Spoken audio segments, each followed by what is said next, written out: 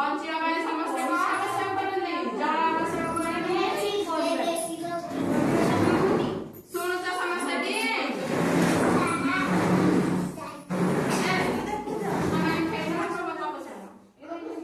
ଶୁଣ, କୁମ୍ଭୀର ଛୋଟ ଛୋଟ ଜୀବ ମାନଙ୍କୁ କଣ କରେ? ଧରିକି ଖାଏ। ସେଥିପାଇଁକା ଡରି ଜୀବଜନ୍ତୁ ମାନେ କଣ କରନ୍ତି? ପାଣି ପିଇବା ପାଇଁ ଯିବାକୁ ଡରନ୍ତି। ଗୋଟେ ଦିନ ଗୋଟେ ମାଙ୍କଡ କଣ କରିଛି? ପୋଖରୀ ପାଖକୁ ପାଣି ପିଇବାକୁ ଆସିଲା। ଆଉ ଆସିକି ସେ କଣ କଲା? ଦେଖିଲା ଯେ ପଚାରିବେ ମାଙ୍କଡ କଣ ଦେଖିଲା କହିଲା? କୁମ୍ଭୀରଟି ଲୁଚି ଲୁଚିକା ଦେଖୁଛି କିଏ ପୋଖରୀ କୂଳକୁ ପାଣି ପିଇବାକୁ ଆସୁଛି। ତାପରେ କଣ କରୁଛି? ଯିଏ ପାଣି ପିଇବାକୁ ଯାଉଛି ତାକୁ ସେ କଣ କରୁଛି? ଖାଇଦଉଛି। ପାଣି ପିଇଲେ କଣ? କୁମ୍ଭୀର ତାକୁ ଖାଇଦବ ବୋଲି ଭୟରେ କେହି ସେଠିକି ଆସୁନାହାନ୍ତି। ମାଙ୍କଡ ଏମିତି ଖାଇଦଉଛି ଜୀବମାନଙ୍କୁ ବୋଲି ଜୀବମାନେ ଡରିକି ଆସୁନାହାନ୍ତି। ଏଠି ମାଙ୍କଡ ଦେଖିଲା କୁମ୍ଭୀର କଣ କରୁଛି? ଏଠି ଦେଖିକି ବସୁଛି ହେଲା। ଲୁଚି ଲୁଚିକିଆ କୁମ୍ଭୀର କଣ କରୁଛି? ଜୀବଜନ୍ତୁ ମାନଙ୍କୁ ଅପେକ୍ଷା କରୁଛି ବା କିଏ ଆସୁଛି ବୋଲି ଅନେଇକି ମାଙ୍କଡ ଦେଖିଲା ପାଣି ପାଗ ଧରିକି ଆସି କଣ ହେଇଛି? ଗଛ ଡାଳଟେ ଲମ୍ବିଛି। ସେ ଗଛ ଡାଳରୁ ମାଙ୍କଡ କେମିତି ଯିବ ବୋଲି ପ୍ଲାନ କଲା। ଶୁଣ ସମସ୍ତେ ହେଲା।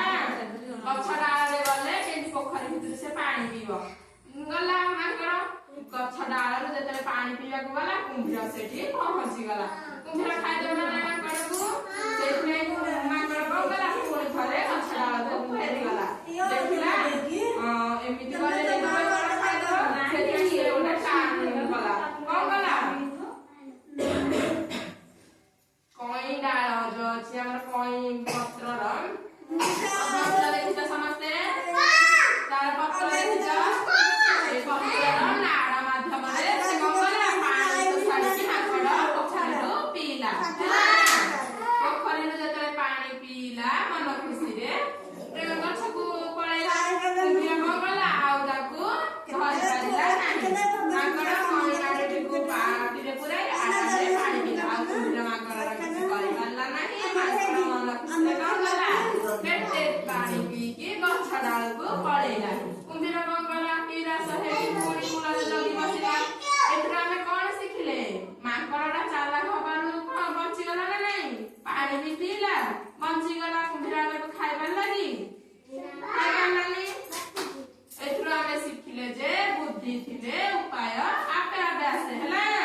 ମାଙ୍କଡର ବୁଦ୍ଧି ଥିଲା ବୋଲି ସେ କଣ? ପାଣି ବି ପିଇଲା, ବଞ୍ଚିଗଲା। ସମସ୍ତଙ୍କୁ ଗପ ଭଲ ଲାଗିଲା? ତାଳି ମାରିଦିଅ।